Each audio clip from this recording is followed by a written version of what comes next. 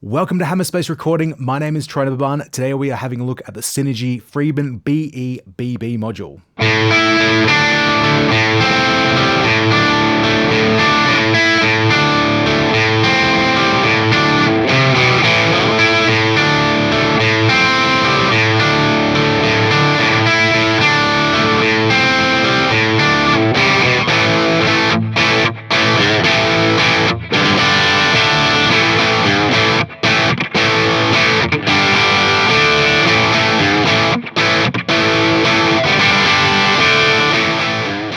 All right, in the Syn20IR today to check out, we have the Friedman BEBB module. It's a lot of B's. I'm reminded of The Simpsons for some reason. I'm really excited to check out this module. I've probably said that about all of them, but I can tell you about this specific unit is that I have road tested it. I took it to a gig on the weekend in the Syn20IR, so I got to really hear what it sounded like in gig capacity. Ran it through an open back orange 2x12 cabinet, and I ran it also with my Telecaster, which is the guitar that I'll play after we do the reamp section. The reamp will be consistent. We'll run the Les Paul and stuff like that. It's taken me a little while to get this one up to test out, but funnily enough, it was one of the first modules that I had on my list when it came to actually taking it out for a gig, mostly because I find it just interesting that it's got the dirty channel and the clean channel, whereas sometimes the other modules we've checked out, if it's a high gain module, it might be like, medium gain to high gain on the lower gain channel and then like a high gain. And that doesn't really work for a lot of the rock gigs that I do and the cover gigs. So the clean channel in the Syn20IR is great, but for this specific gig, I thought something just a little bit crunchier might be cool to cover some of the songs. It was maybe a couple of country songs and that kind of thing in the set. So yeah, this was a good opportunity to take this module out for a bit of a road test. We'll have a play through the reamp section.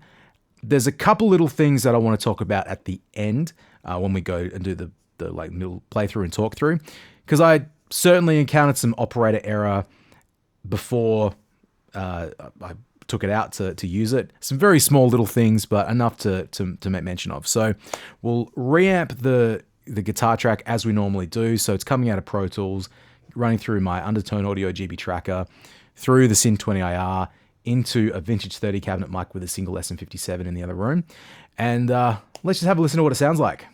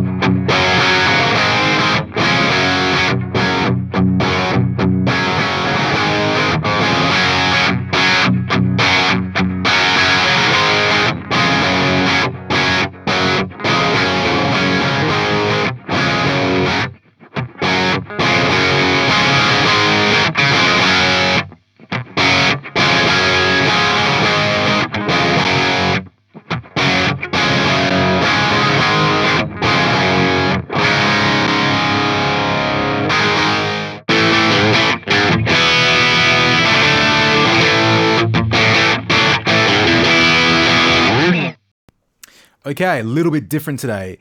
This is my Fender road-worn Telecaster made in Mexico. I love, love, love this guitar, and I won't talk about it too much because it'll be very, very boring. This amp, as I said in the intro part, I ran this at a gig a couple of days ago in the Syn20IR, and it sounded really great. Really, really, really great. As a matter of fact, really, really, really, really great. The gigs that I do for, maybe once or twice a week, when I'm playing electric guitar, it's not ever super duper high gain, and I love playing with lots of distortion because it's easy and it's fun. But if you're trying to play like open chords, G chords and C chords and whatnot through, I don't know, like a Engel Powerball or something like that, it's just fun for you and it's not necessarily fun for the audience. So with that in mind, I thought something that covered like rock tones, but also something lower gain would be really fun to take for this specific gig that I did. And I think I said in the intro, but I do really like the clean channel in the Syn20IR, but I've used that a bit and I got to try something different. So the BEBB is the one that I chose. A couple of things to start with. So I think I like this most in structure B or C. I guess the lower gain channel in this, which is the more, I think the Bucks and Betty, that's what the BB stands for. It doesn't get super gainy, as you heard. It gets a little crunchy, and I'm not opposed to that whatsoever because I just like to have a little bit of clipping and a little bit of hair when I play like clean chords. Well, if we go to the blue channel,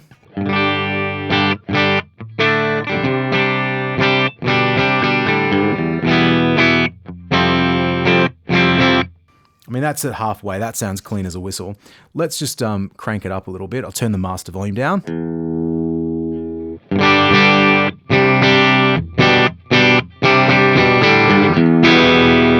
Like, I know it's not exciting, but the little bit of distortion and clipping takes the ice pick sound out of the clean tone, which is something that I always struggle with. And particularly with like Strats and Tellies, I just don't like the sharpness. Whereas this feels really balanced and clear to me, while not sounding like overly overly distorted. So if we go to the clean channel in the Syn20IR by comparison, like that's fine. Like there's nothing wrong with that as a clean sound, but I think there's just a little bit more, I hate to say the word, he's gonna say it, everybody, there's a little bit more vibe with the clean channel on this, on the BEBB. I'm gonna get that mixed up a few times.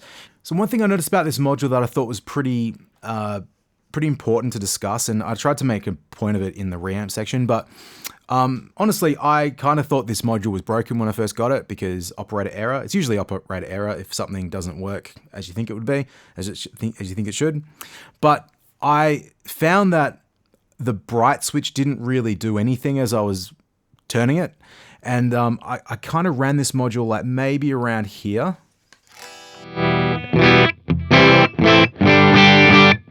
So just a little bit, like a little bit crunchier, and just again taking that ice pick sound off. And I was flicking the bright switch and going, oh, it doesn't really sound that different if it's here. I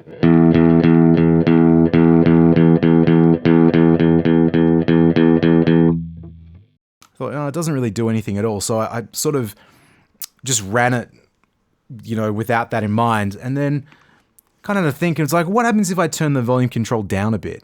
So we'll turn it down to like kind of low. I'll compensate with the master volume as well.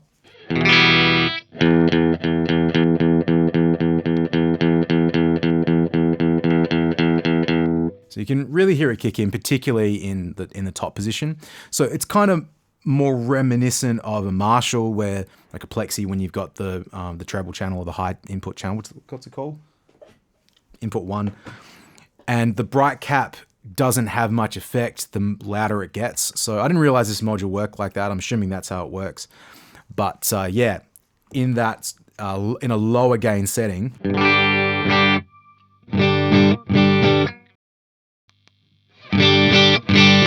that chiminess starts to take a bit more effect. So I don't mind that.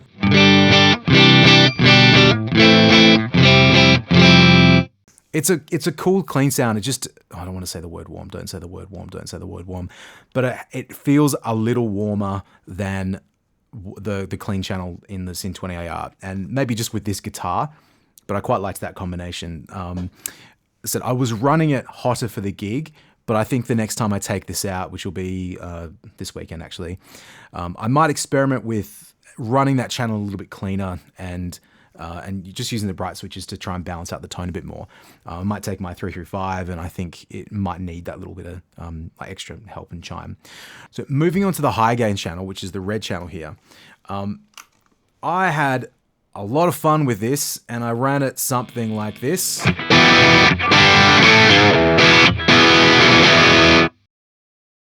I think that's pretty much the guitar sound one of the guitar sounds that I'm like most comfortable with for playing a Telecaster and playing some chords. It doesn't feel hyper saturated. It doesn't feel like super duper clean and sterile. It just responds really, really well under the fingers. So again, I played this through an Openback 2x12, which is my preferred cabinet for like that sort of gig, because I don't know, something about the Openback just makes it feel a little bit more satisfying on stage. But like every chord I played, it just responded exactly how I want an amp to respond.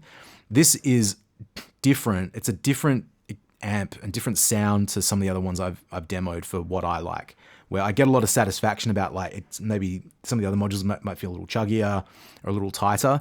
This doesn't feel loose, but it just feels big, and it hits you back like as you play into it, and that's what I respond to when I play like good amps, and that's how I like to dial in amps, is, you know, not for that super duper high gain, but just the way it responds.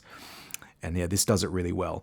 I ran this in Structure C, and I think Structure C is my preferred mode in the red channel. It takes a little bit of the top end off it. Oh my God, don't say warm. Warms it up a little bit. And I don't know if it's like oops, wrong one. There we go. I don't think it's a huge problem with this amp that it's like ultra harsh or shrill, but I just sort of found an A.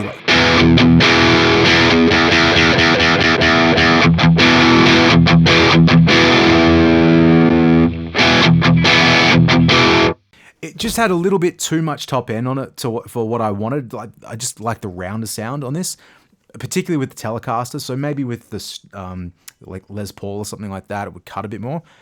But with this, it works really great.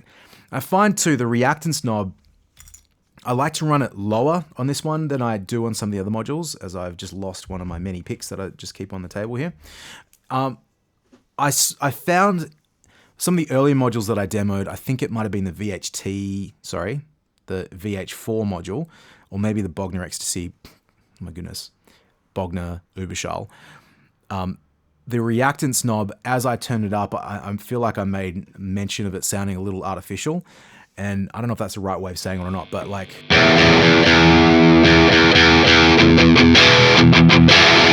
it just feels a little too harsh and bright. It doesn't really feel like it's a presence control thing. It just opens it up in a weird way, whereas I kind of feel like it doesn't need that help. It just...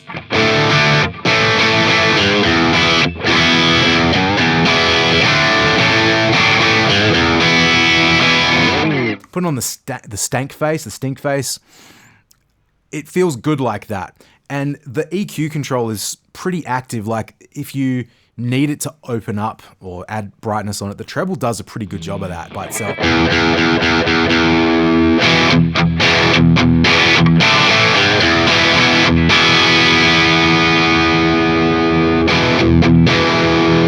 Pretty active, that treble control. So I like the reactance down a little bit, maybe somewhere around 10 o'clock, 11 o'clock suits me. And then structure switch in C, like that's...